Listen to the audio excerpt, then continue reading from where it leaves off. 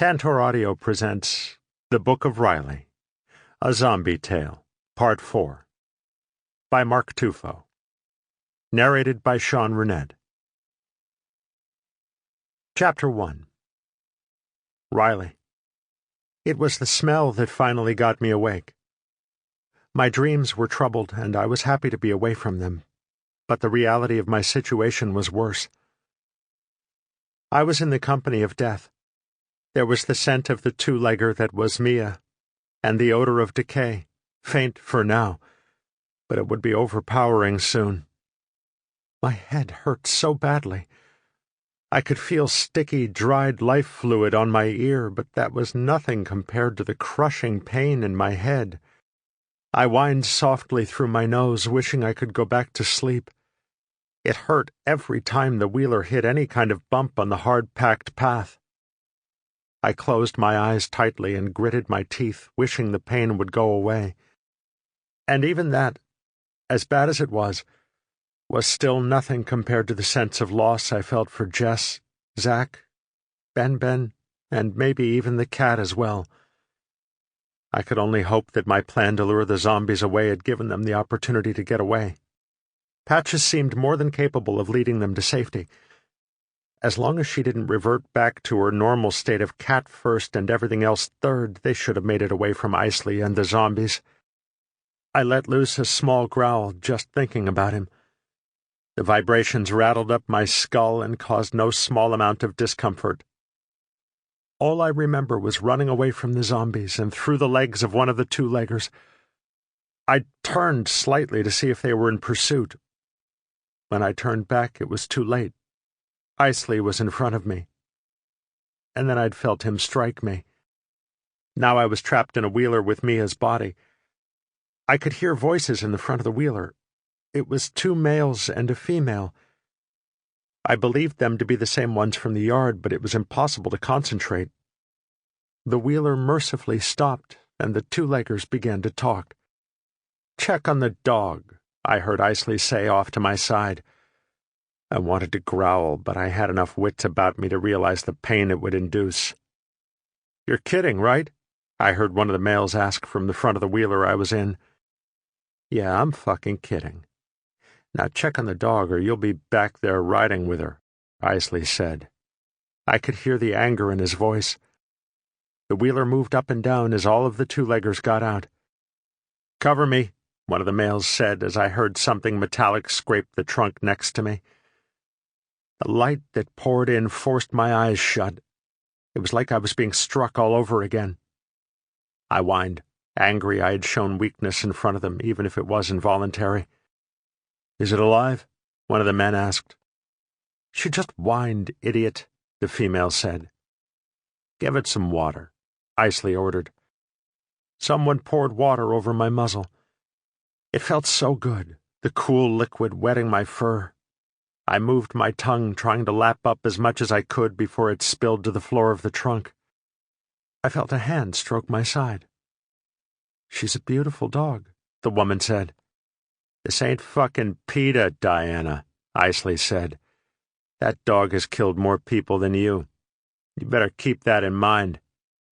All right, I want to go a little further, and then we'll stop for the night." The trunk shut, thankfully blocking out the blinding light. The movement of the car lulled me back to sleep. Chapter 2. Jess.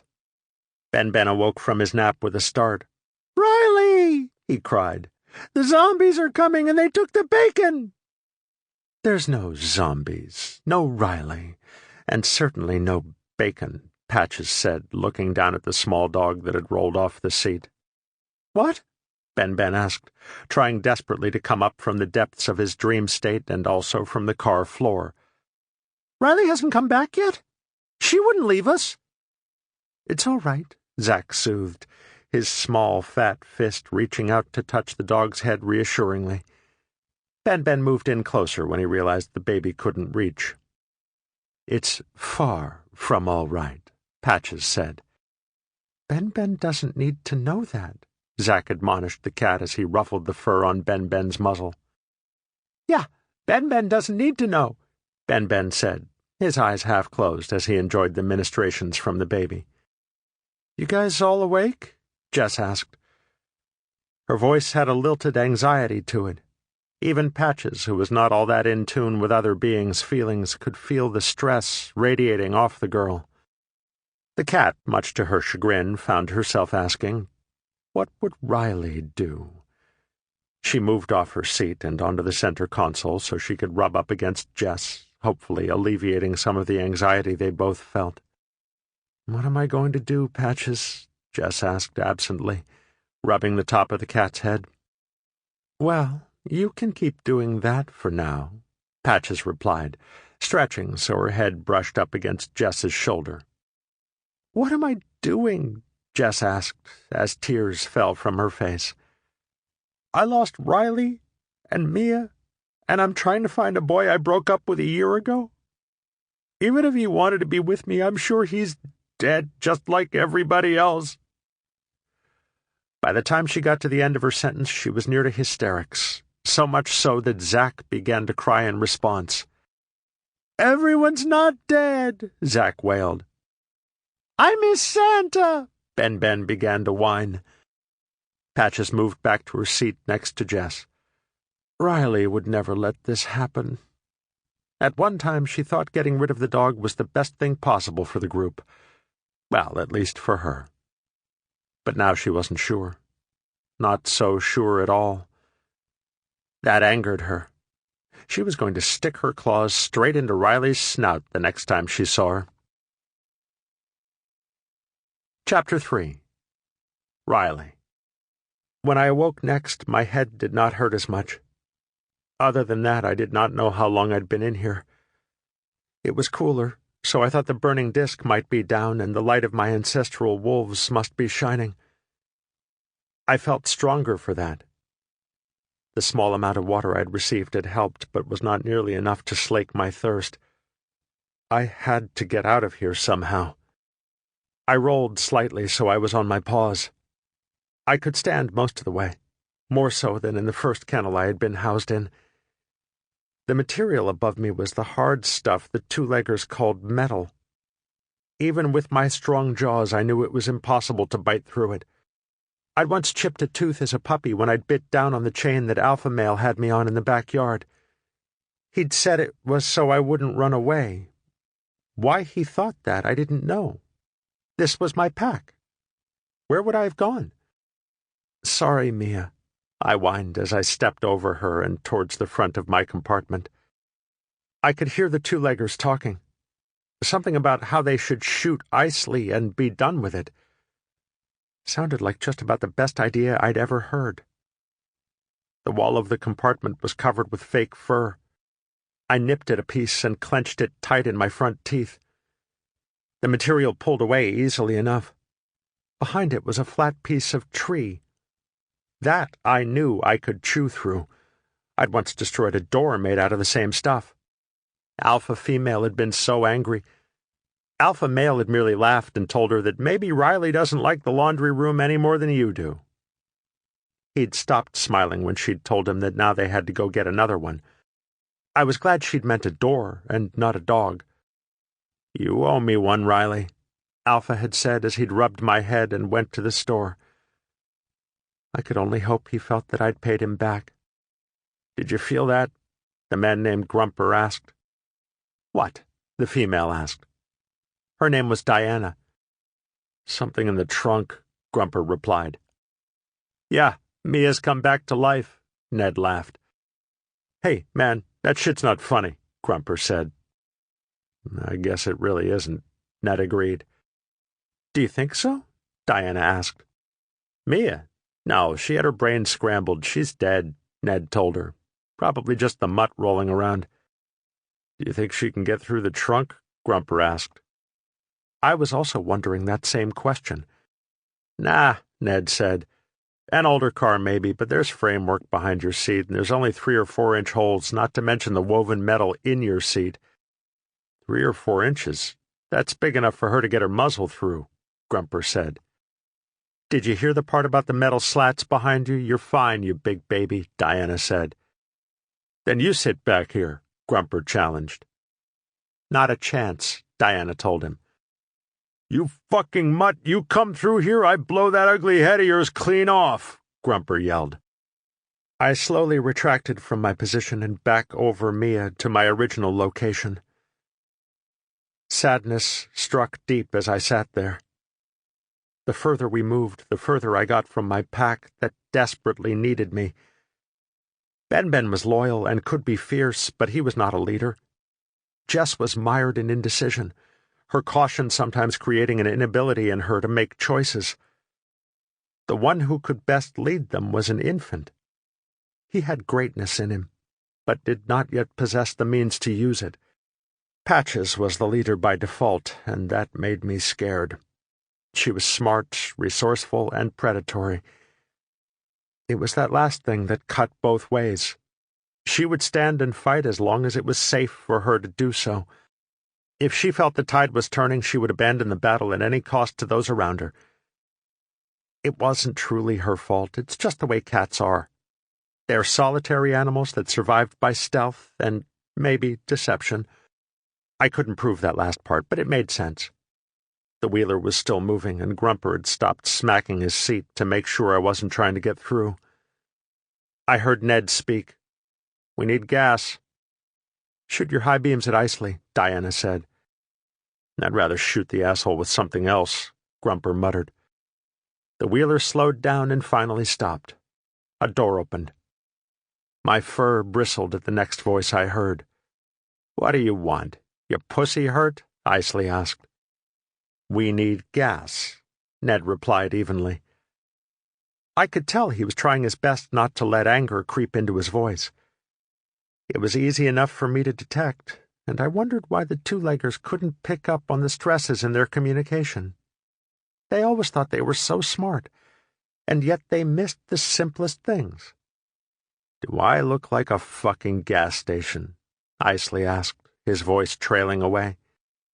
The door slammed shut, and we were once again moving. "His asshole gets bigger and bigger," Ned said. "I wish it would just hurry up and swallow him whole." Diana laughed. "I'd pay to see that," Grumper said. The speed of the wheeler began to decline, and we stopped again. "Hold on," another voice said. "Let me just do a quick check around before you guys get out."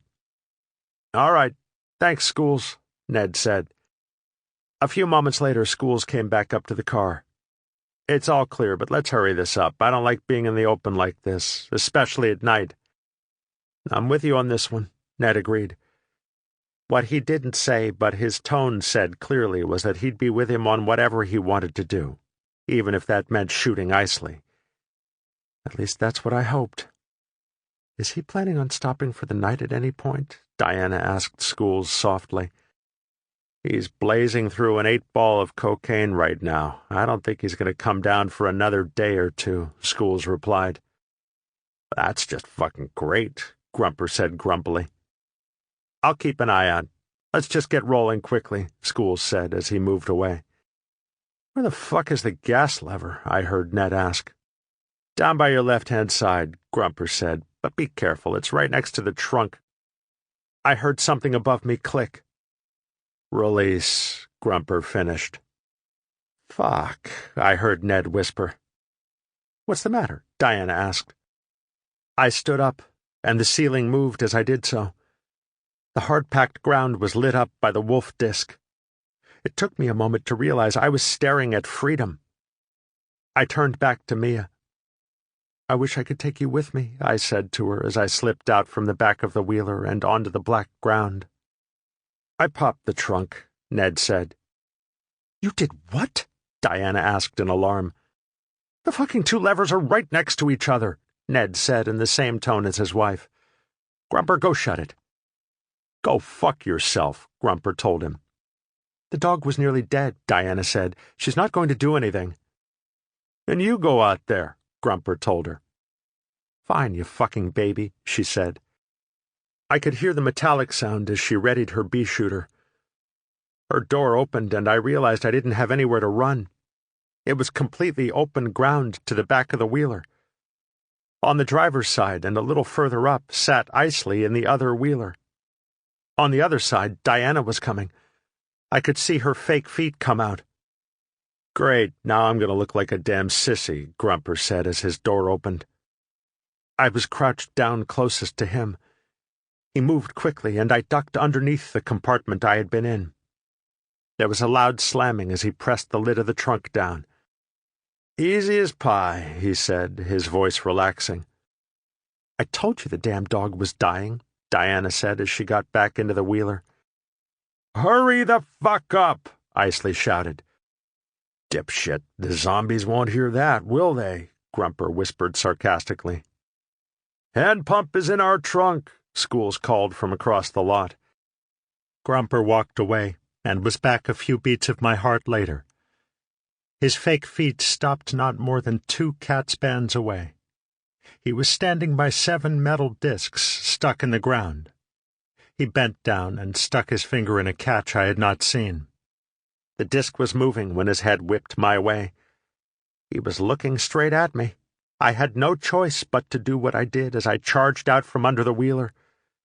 My mouth opened wide as I launched. The front of my mouth caught him on the meat of his cheeks even as he was falling backwards.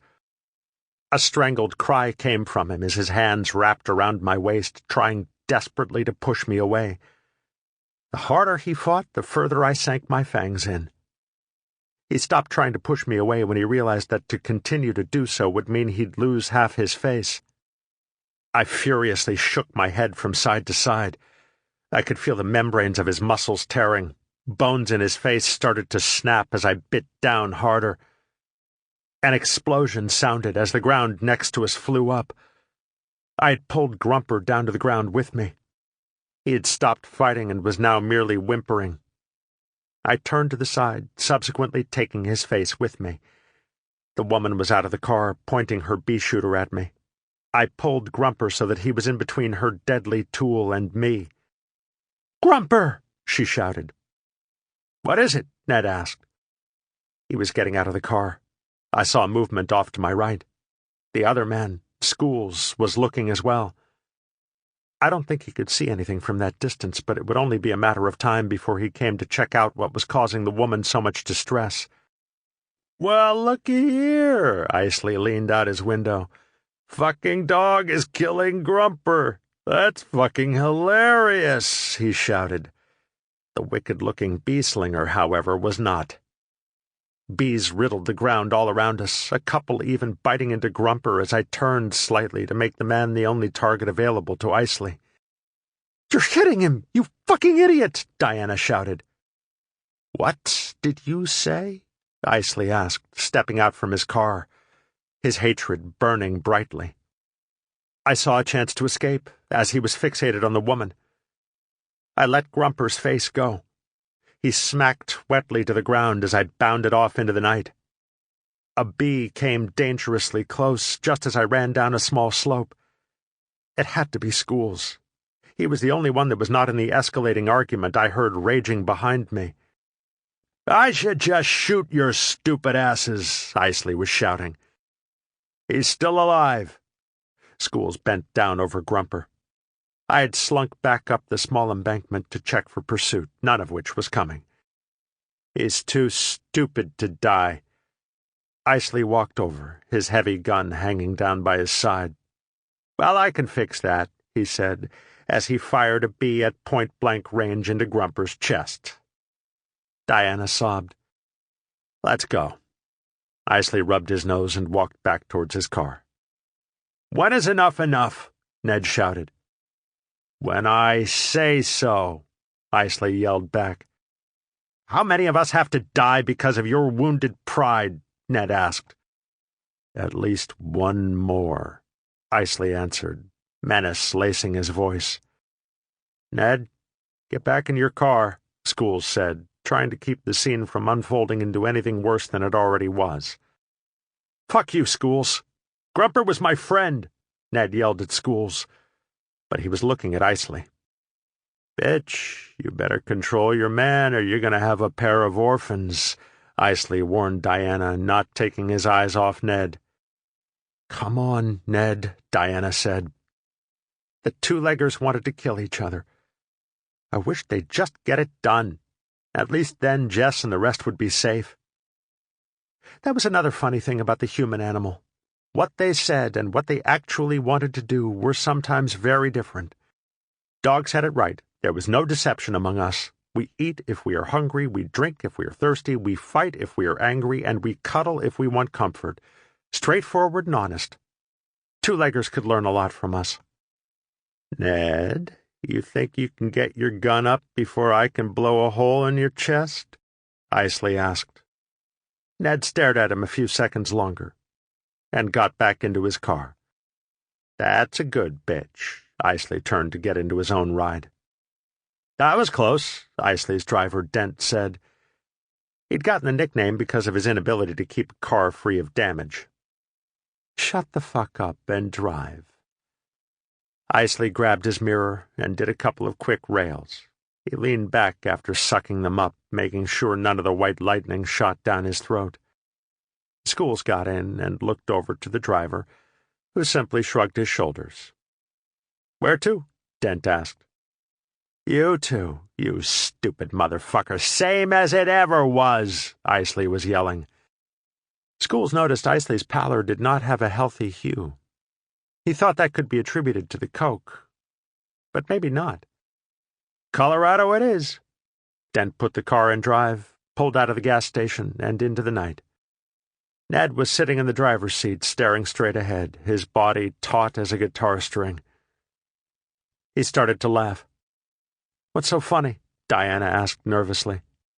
"We didn't even get gas," Ned said through his tears. He hitched a couple of more times. Sometimes it was more of a cry, other times more of a laugh. And then he spoke. "You need to cover me." "You think that mud is still out there?" she asked with trepidation. "I'm positive that fucking mud is watching us, waiting for an opportunity to rip our throats out. It's a demon, Diana. No, I take that back. She's a vengeful angel making us pay for our sins. Don't go getting all philosophical on me. Let's get the gas and get out of here." She checked her gun. "I'm filling this car, Diana, and I'm driving back to Vegas." "We can't, Ned. He'll kill us. He'll probably kill the girls." "Or worse," Diana pleaded. "We're getting the girls and we're leaving. I'm thinking Montana. Maybe we can get on with a militia group. Gotta be dozens of them survival groups up there. How can we be sure they'll be any better? Really, Diana? Worse than a drugged-out psychopath? We've already made him mad. Do you think once this is over he's going to let bygones be bygones? If he doesn't kill us outright, he'll find a way to do it. We mean nothing to him. We've never meant anything." "Schools won't let that happen," Diana pleaded. "Huh," Ned snorted. "He's just as concerned at saving his own skin as we are. He's not going to go too far out of his way for us. You better believe that." "I'm scared, Ned." "Yeah, welcome to the club. I'm getting gas and heading back home as fast as I can. We grab the girls and we're gone." "Okay," Diana replied meekly. Ned stepped out into the night to my deep bass growl. I was less than 3 feet away. My teeth were bared, saliva hanging in thick strings. My muzzle was pulled back and my body was tensed like a spring. "What's the matter?" Diana asked the rigid form of her mate. "I'm a dead man," was all he said back. Diana quickly tried to get out of the car. I looked over her way. No, Ned said to her, and then turned to me. "I know what you are. I swear to you on my life and those of my family. I'm through. I've done a lot of things I'm not proud of, and it's something I will have to live with for the rest of my life, which may or may not be that long by the looks of you. If you let me live, I promise I will try to do good, to raise my daughters, to do right by them." Ned had his front paws raised above his head. "Ned?" Diana asked tremulously. "Hush, hun, I'm making a deal with God," Ned said. I barked savagely. "Two-leggers are stupid," I told him. "I don't know that two-legger. You, though, you I know, and if I ever see you again, I'll tear your throat out." I took a step closer so I could get a good, clean scent off of him. He went rigid, closing his eyes and raising his face towards the sky. "I'll remember you," I barked, and turned, melting back into the shadows and heading off in the direction Isley had gone. Chapter 4. Ned. "What the fuck was that?" Diana asked, finally getting out when she saw her husband move. "A second chance," was what he told her as he furiously pumped gas into the car. Chapter 5.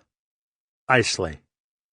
"Where the fuck are dipshit and dipshittier?" Isley yelled, smacking the back of Dent's seat. "They still had to get gas, Isley," Schools replied. "They should have caught up by now." Isley bent back down over his mirror. "Pull over. We'll wait for them here." Isley snorted again. Schools got out of the car and started doing the math in his head. They'd driven about 12 miles, and it would take somewhere in the neighborhood of 10 minutes to refuel the car. "They should already be back on the road," he said aloud. 10-15 minutes at the most."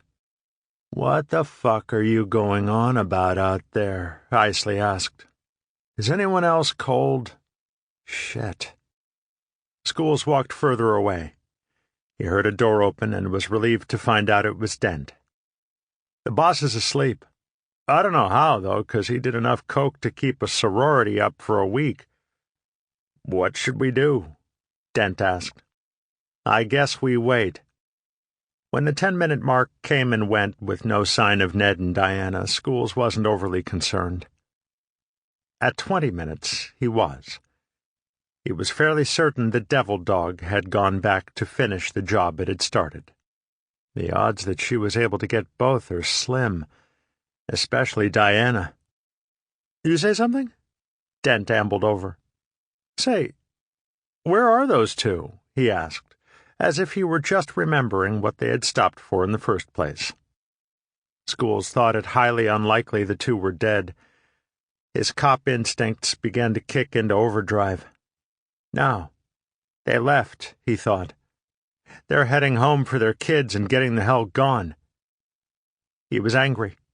Not that they had left, but rather that he was not afforded the same chance as them. "Should we get the boss up?" Dent asked. "Be my guest," Schools said. "Nothing quite like waking up a pissed-off, coke-hungover man." "Yeah, maybe I should just let him sleep a little longer," Dent said wisely. "And just maybe that will give Ned and Diana the time they need. They'd better be flying, though. If Isley wakes up and decides to pursue, it will be close." Dent was notorious for hitting shit with his cars, but only at slow speeds and generally when attempting to park. On the open roadway, he was damn near a magician. Schools wasn't sure exactly what Dent did in his previous life, but that he wasn't a race car driver meant that he'd missed his true calling in life.